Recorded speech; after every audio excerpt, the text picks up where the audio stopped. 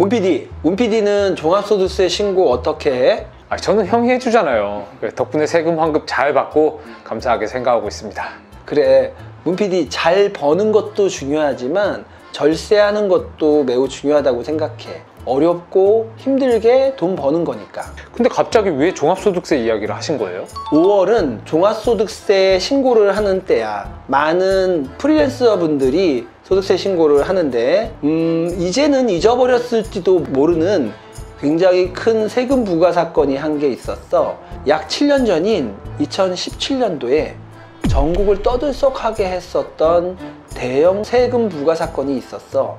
그때 관련자만 5,000명, 그리고 관련 추징세액이 1,000억 원이 넘는 건이었어. 어떤 분은 5년간 가산세 포함해서 1억이 넘는 세금이 추징된 분도 계셨지. 와, 이거 피해가 어마어마하네요. 그래서 전국을 떠들썩하게 했던 사건이라고 얘기했지. 오늘은 참 마음이 무거운 이야기입니다. 고생하시는 프리랜서 분들, 일반 사업 소득자들을 위해서 영상을 준비했으니 많은 분들이 보시고 똑같은 일을 당하지 않도록 좋아요 눌러주시고 주변 분들에게 공유하여 주시길 부탁드립니다. 절세는 염지훈.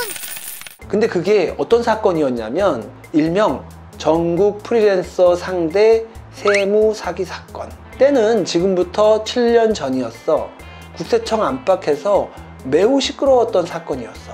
세무사 한 명이 프리랜서들을 상대로 고액의 세금을 환급받게 해주겠다고 광고를 하면서 수년 동안 고액의 환급을 받아준 거야. 아니, 환급을 받아주면 좋은 거 아니에요? 저도 그분한테 맡기고 싶은데요. 그래, 겉보기엔 좋아 보이지. 이런 프리랜서들의 종합소득세는 프리랜서의 수익 금액에서 업무와 관련된 필요경비를 차감해서 소득금액을 계산하고 그것을 기준으로 소득세를 계산하게끔 되어 있어. 그럼 결국 필요 경비를 얼마로 하느냐, 이게 핵심이겠네요. 그렇지.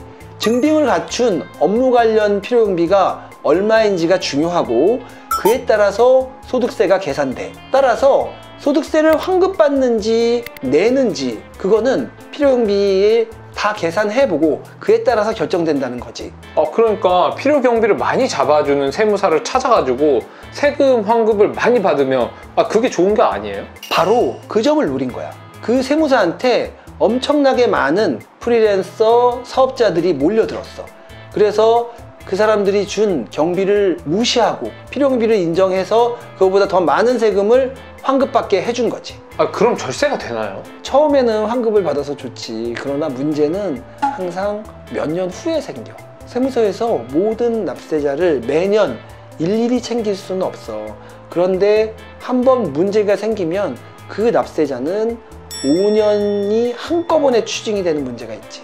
내가 살펴본 신문 기사에 의하면 그 세무사 관련된 사건에 있어서의 피해자는 5,000명, 피해액은 1,000억이 넘어.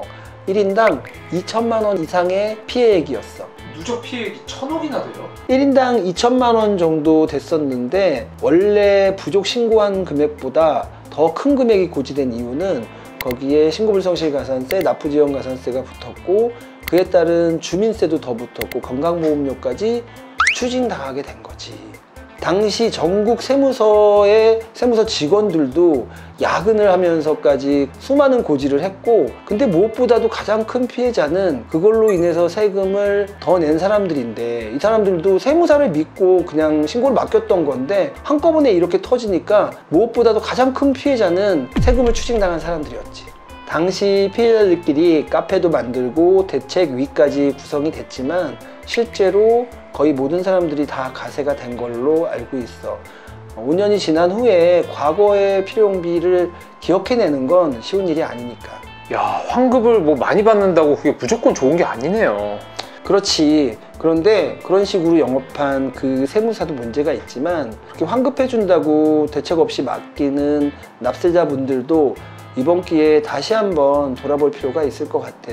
근데 물론 나 자신도 세금을 깎아준다 그러면 그 유혹을 쉽게 넘어가기는 쉽지 않을 것 같아. 야, 근데 이거 진짜 피해가 컸네요. 근데 그 사건의 마무리는 어떻게 됐어요? 그러니까 뭐 프리랜서 분들이 처음부터 탈세를 목적으로 그 사람한테 세무를 맡긴 것도 아니고 그 사람들이 큰 잘못이 있었다고 보기에는 좀 어려운 것 같거든요.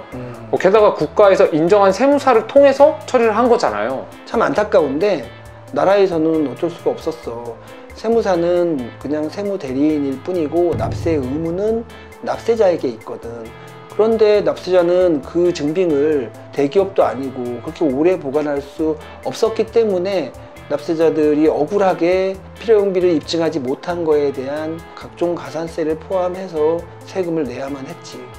근데 이게 너무 화가 나는 게 그러니까 일반인들이 이런 걸 못하니까 세무사를 선임해서 그 대리를 맡기는 건데 그게 납세 의무는 납세자한테 있다고 피해를 그쪽에다가 줘버리면 듣는 제가 너무 화가 나네요. 근데 당사자분들은 정말 많이 힘들었을 것 같아요. 그러니까 정리를 하면은 종소세 신고 우습게 보지 말고 환급을 많이 해줄 수 있다고 무조건 그분만 뭐 믿을 게 아니네요. 그렇지. 진짜 소득세 신고 우습게 보면 안 되고 아무리 프리랜서지만 수익 금액이 어느 정도 된다면 처음부터 절세 플랜을 짜서 소득세 신고 준비 잘해야 돼. 그 세무사는 어떻게 됐어요? 나도 언론에서 본 바에 의하면 징역 8개월에 집행유예 기간 2년으로 결정이 됐다고 하는데 그 피해 규모에 비하면 글쎄 참. 절세는 염지훈. 문 PD, 오늘 우리 건물에 있는 트레이너 한 분이랑 대화를 하게 됐어. 그분이 종합소득세 신고를 준비해야 되는데 걱정을 하고 있더라고. 그래서 우리 사무실로 오시면 제가 도와드릴게요. 오실 때는 필요경비 명세를 가지고 오세요 라고 얘기했어. 그랬더니 이 트레이너가 이상하다? 작년에는 그런 거 필요경비 명세 없이도 전액 환급 받았는데 그러는 거야. 아니 필요경비 그 내역이 없는데 환급이 되나요? 장부를 작성해서 정확히 계산을 해봐야 환급인지 아닌지 알 수 있는데 아예 필요경비 명세를 주지 않으면 그거를 계산할 수가 없는 거지. 법과 기준에 따라서 세액을 계산하고 절세 방법을 함께 고민하는 거지. 그런데 어떤 분들은 힘들게 세액 계산을 해서 자기가 생각했던 것보다 환급 금액이 더 적게 나오면 작년보다 더 환급 금액이 적네요 하면서 다른 데로 가시는 분들이 있어. 그래서 내가 작년 신고 내용을 받아보면 오히려 작년 신고 내용이 근거 없이 작성된 신고서인 경우가 많이 있어. 와, 근거 없이 낮게 나왔다라는 게 아까 형이 사례로 말해줬던 그 세무사의 행동하고 굉장히 똑같은 것 같아요. 그런 거랑 똑같은 거나 유사한 경우들이 종종 있어. 당장은 환급 받으니까 좋을지 모르겠지만 문 PD 3년 전에 뭐 했는지 기억나? 아유, 하나도 기억 안 나는데요. 그래, 아까 그 사례처럼 똑같이 되는 거야. 세무사는 수수료만 받고 빠지고 연락이 안 되기도 하고 그 피해는 프리랜서나 영세한 개인 사업자들이 지게 되는 거지.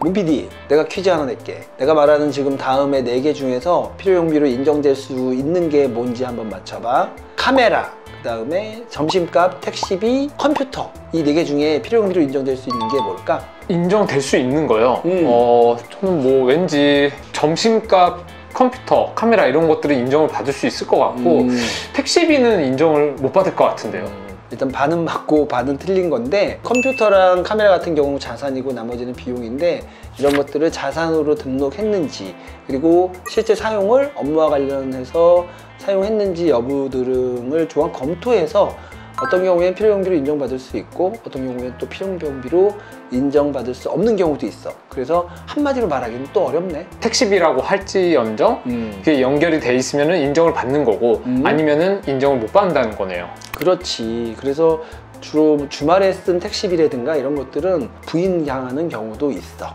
절세는 염지훈.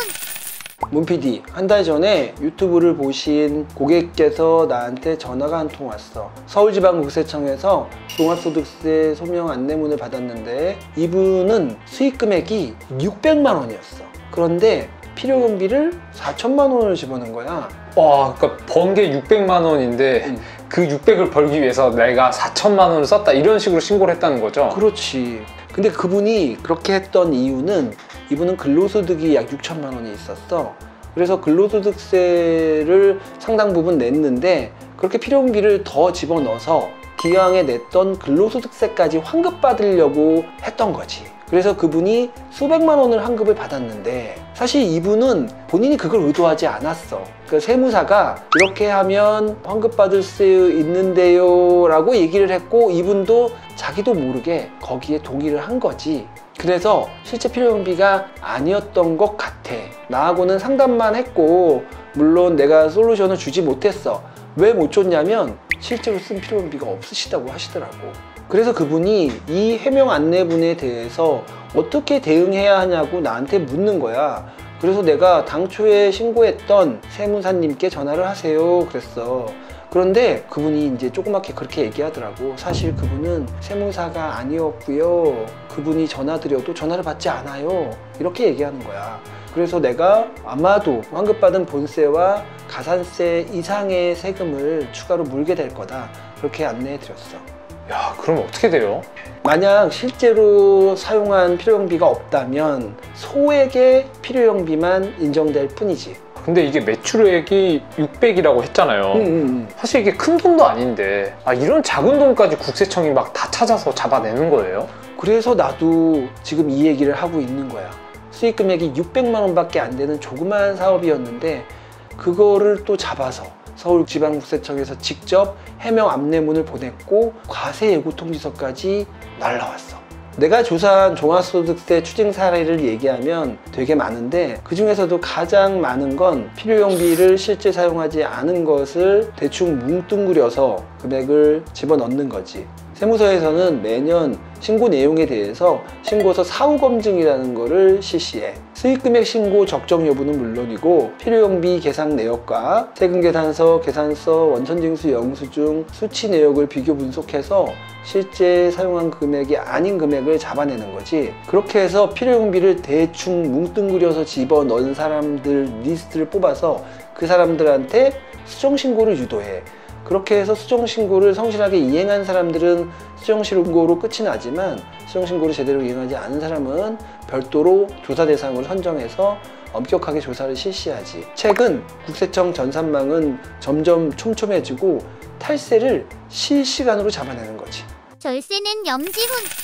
그래서 종합소득세 신고를 앞둔 오늘의 결론. 세금 환급 많이 받겠다고 너무 욕심부리지 말고 적절하게 종합소득세 신고하는 게 최고의 절세다. 문 PD, 주변에 종합소득세 신고 때문에 고민하시는 분 있으면 형한테 전화해.